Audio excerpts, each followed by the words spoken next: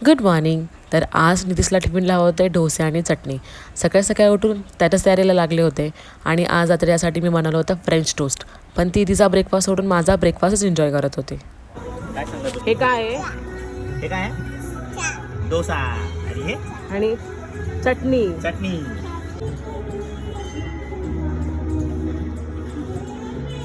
वा, very nice सोना. त्यानंतर घर आवरलं, किचन ओटा आवरला, आतऱ्यासाठी ज्यूस बनवला आणि तास तासभर मला आंघोळीला चालतो, पण आम्हाला कपडे घालणं, केस विंचरणं, रेडी होणं ही अजिबात आवडत नाही. आणि त्या सगळ्यातनं तिला डिस्ट्रॅक्ट करण्यासाठी मी पोयम म्हणायला घेतली, तर त्यातही आम्हाला अजिबात इंटरेस्ट नव्हता. मंगलवार है, चूहे को बुखार है, चूहा गया डॉक्टर के पास. ओके.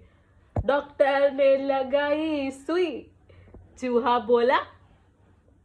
क्या बोला चूहा? डॉक्टर ने लगाई सुई, चूहा बोला. उई, उई, उई.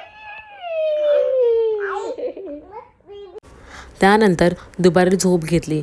आत्याला छानसं रेडी करून गार्डनमध्ये खेळायला घेऊन आले. आणि जेव्हा जेव्हा आम्ही इथे येतो तेव्हा आत्याचं हे फेवरेट काम आम्हाला नक्की करायचं असतं, ते म्हणजे हंबाला खाऊ देणं. आणि हे केल्याशिवाय आमची गाडी काही पुढे जातच नाही. हे गार्डन आमच्या खिडकीतनं सुद्धा दिसतं, त्यामुळे आम्ही घरातनंच ठरवून येतो की आम्हाला कुठे कुठे कशावर बसायचं आहे. 15-20 मिनटं लाईनला उभं राहून फायनली आम्हाला या झोक्यावर बसायला मिळालं होतं आणि आमचा आनंद गगनात मावत नव्हता. यावर्षी 31 एकादशीला येत आहे आणि 1 तारखेला गुरुवार आहे, त्यामुळे आम्ही आमची पार्टी अलीकडे 4-5 दिवस चालू केली आहे आणि ती 4-5 दिवस कंटिन्यू चालूच राहणार आहे. तुम्ही तुमच्या पार्टीचं काय नियोजन केलं आहे नक्की कमेंट करून सांगा. आणि तुम्हाला जर माझे व्हिडिओ आवडत असतील तर नक्की लाईक करा, शेअर करा आणि फॉलो करायला अजिबात विसरू नका.